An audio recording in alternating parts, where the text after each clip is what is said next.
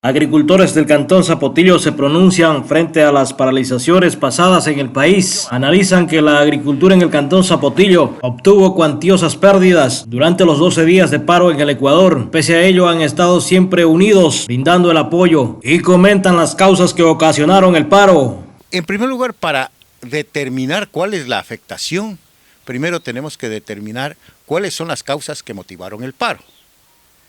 Hay dos elementos importantes. La primera es la aplicación de la política económica del Fondo Monetario Internacional.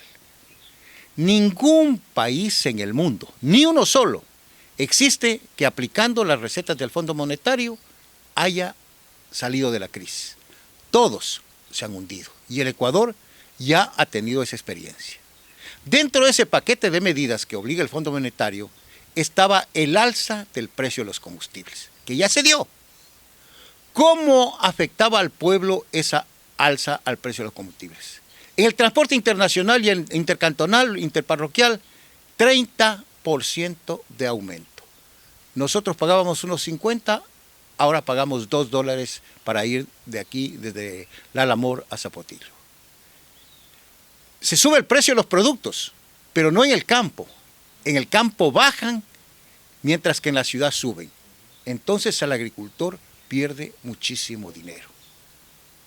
Si nosotros hacemos una perspectiva de lo que vamos a perder en los próximos 10 años, son miles de millones de dólares que pierde el pueblo, no el país, el pueblo. Ahora bien, esto motivó que las organizaciones sociales y el movimiento indígena, no partidos políticos ni líderes políticos de ninguna naturaleza, movimiento indígena y líderes sociales convocaron a movilizaciones. Esto después de haber agotado todos los esfuerzos para un diálogo con el señor presidente de la República, que lamentablemente eso no sucedió. El señor presidente se empecinó que él mandaba en el país y que no habían cambios. Ante estas situaciones se produjo el paro. Los movimientos sociales esperaban que esto dure 2, 3 días, pero el empecinamiento del presidente hizo que dure 12. Por consiguiente, las consecuencias fueron por un periodo mucho más largo. Y sí, son consecuencias graves.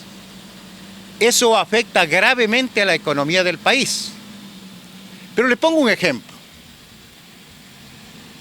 A nosotros nos invade cualquier país, no pongamos nombres para no...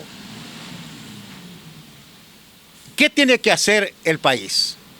El gobierno. Dos alternativas.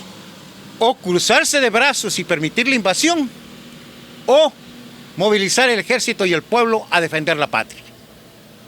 Un gobierno sensato, ¿qué haría? Defender la patria.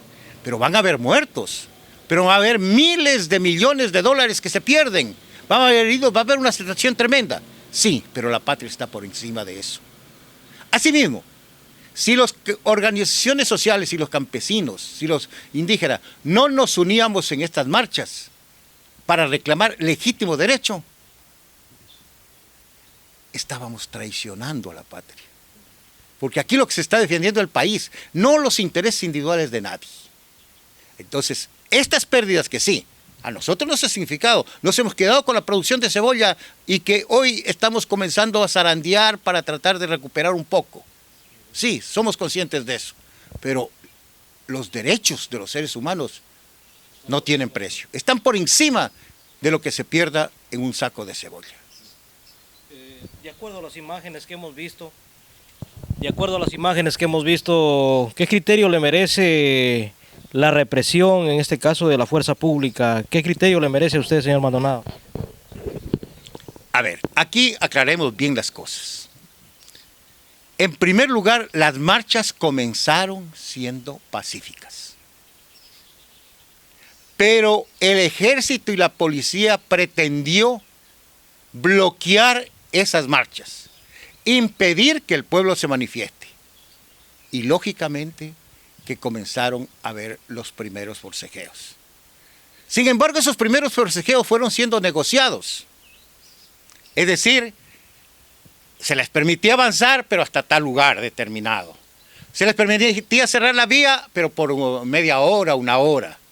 Y después los indígenas, los campesinos se retiraban, pasaba. Pero comenzaron a surgir, no sabemos de dónde, gente infiltrada que comenzó a crear desmanes, que comenzó a crear provocaciones. Los compañeros de seguridad de la marcha del sector indígena detuvieron a algunos policías. Hay videos en donde se ve como gente de civil, después de haber participado en una refriega, en un enfrentamiento, se retiran y se suben a los carros de la policía y del ejército. ¿No cree que pagaron justos por pecadores ahí? Exactamente, pagaron justos por pecadores.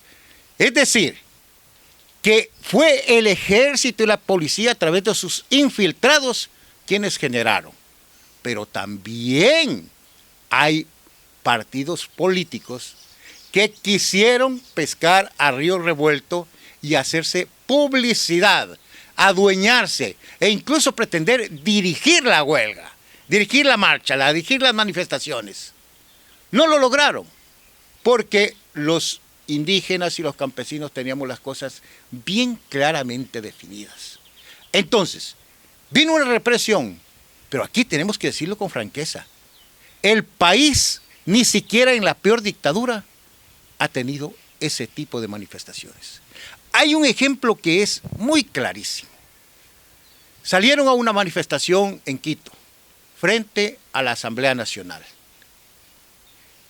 Llegaron unas camionetas con abastecimiento de víveres, sándwiches, colitas, agüitas, para los indígenas, fundamentalmente frutas. Y se sentaron frente a la asamblea a comer.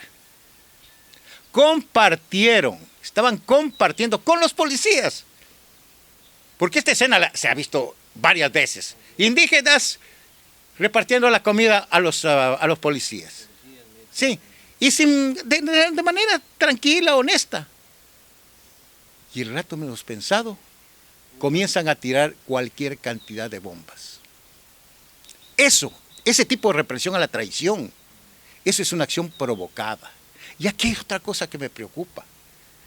Cuando ellos quisieron desalojar la zona de la Casa de la Cultura, la Asamblea Nacional, toda esa área, en 30 minutos lo lograron. Tiraron como 1000 bombas en esa área. Todo el ejército. Ejército, policía. Ya. Y cuando incendian la Contraloría, no hay nadie quien reprima o disgregue a los que estaban incendiando. No. Qué facilidad. ¿Por qué suceden esas cosas? Eso es lo que nosotros queremos decir. Y en ese sentido, no soy vocero oficial. Yo soy un simple ciudadano, un agricultor, un productor que desde acá, porque lamentablemente no podía ser otra cosa, desde acá me he sumado en voces de aliento. Sí, pero nuestros dirigentes han sido bien claros.